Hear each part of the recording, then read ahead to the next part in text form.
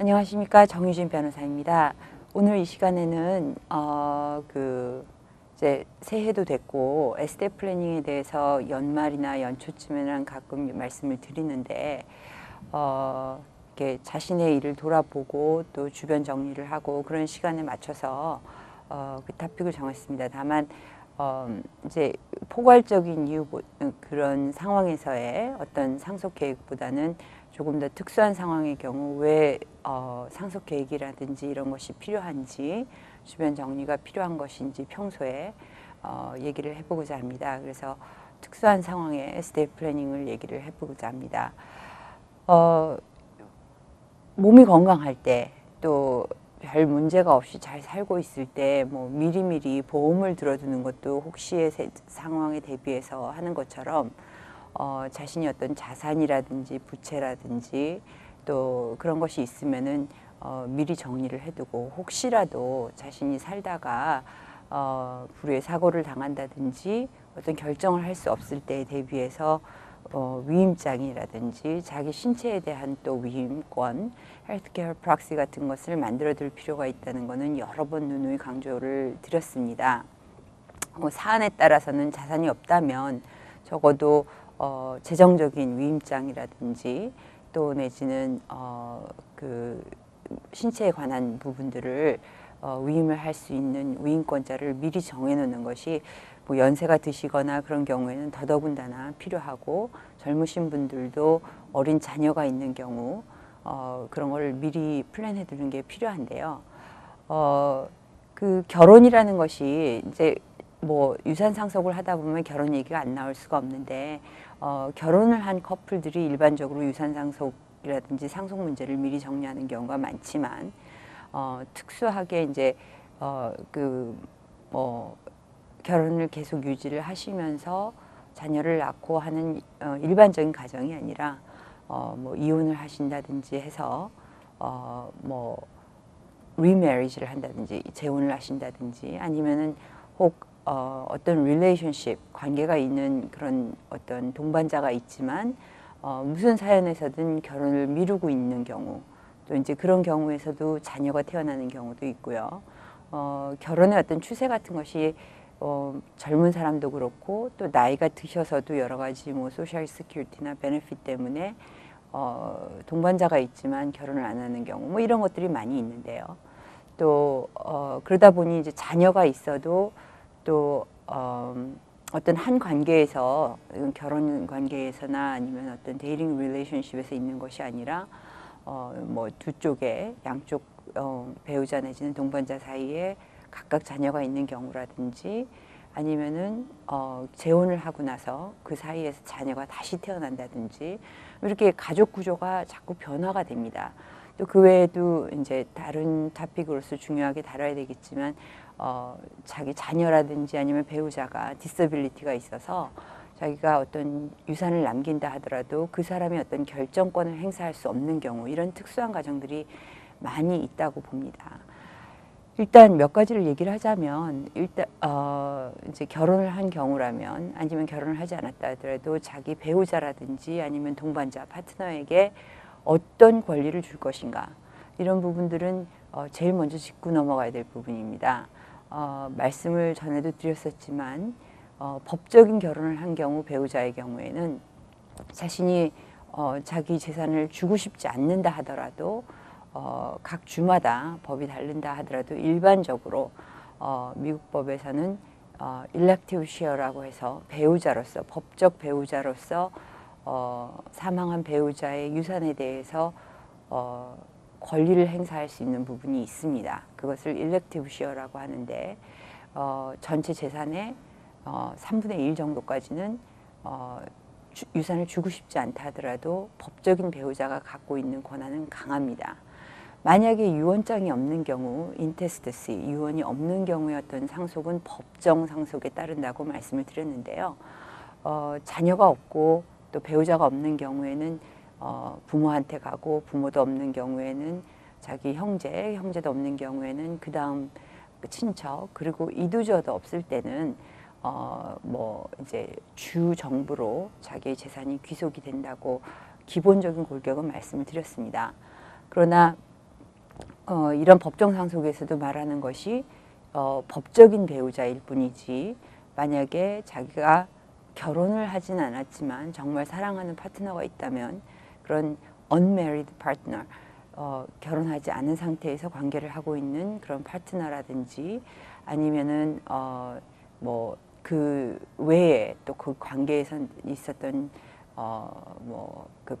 파트너의 자녀라든지 자기가 어떤 뜻이 있다 하더라도 그런 사람들까지는 그런 인테스테시 법정 상속이 보호를 하지 않습니다. 그래서 자신의 의사와 달리 자신의 어떤 재산이 분배가 될 수 있는 여지가 충분히 있고요. 그래서 이런 것들을 방지하기 위해서 유언장이나 신탁이라든지 또 위임장, 그 다음에 이제 건강에 대한 위임장 같은 것들을 미리미리 만들어두는 게 중요하다고 말씀을 드렸습니다. 재혼의 경우에는 모든 게 하여튼 복잡해지는데 특히 그 첫 번째 결혼해서 자녀가 있고 그 다음에 또 두 번째 결혼해서 자녀가 태어나는 경우도 있고 태어나지 않는 경우도 있고 재혼을 한 배우자에게 자녀가 또 있는 경우도 있습니다. 법적으로 그 스텝 칠드런, 그러니까 재혼을 한 상대의 자녀들이 자기가 입양을 하지 않는 이상 스텝 칠드런이 법적인 그런 상속권이 있는 것은 아닙니다. 그러나 플랜을 하지 않으면 자신의 자식도 있고 또 배우자에게도 자식이 있는 경우 지금 현재 결혼한 스파우스가 모든 것을 그러니까 많은 것을 가져가기 때문에 또 그것을 그 이제 사망한 배우자의 자녀들과 나눠 갖는 과정에서 예상치 못한 그런 갈등 상황이 벌어질 수도 있고 그렇기 때문에 재혼을 하시는 경우 또 재혼으로 가정을 형성하시는 경우에는 이런 문제들을 아주 솔직하게 대화를 나누고 또 관련된 문서 같은 것도 작성해 두는 것이 더더군다나 필요합니다. 혼전계약서라는 것이 이제 이혼이라든지 결혼 상황에서 나오지만 이런 유산 상속의 문제에서도 다시 한번 생각을 해볼 게 재혼을 하는 경우에는 위와 같은 상황들을 방지하기 위해서 프리넛, 혼전계약서 같은 것을 결혼 이전에 미리 솔직하게 한번 얘기를 해보는 것도 중요하고 그 혼전계약서를 통해서 하려고 하는 것은 만약에 그 재혼이 다시 페일하는 경우 뭐 이혼을 하게 된 경우에 위자료 자녀 양육권 뭐 이런 것들을 하는 것도 중요하지만 그 외에 어떤 유산 상속권에 있어서도 새로운 그 배우자가 어떤 권리를 가질 건지를 혼전계약서에 명시를 할 수가 있습니다. 우리 한국인 정서에는 혼전계약서라는 것이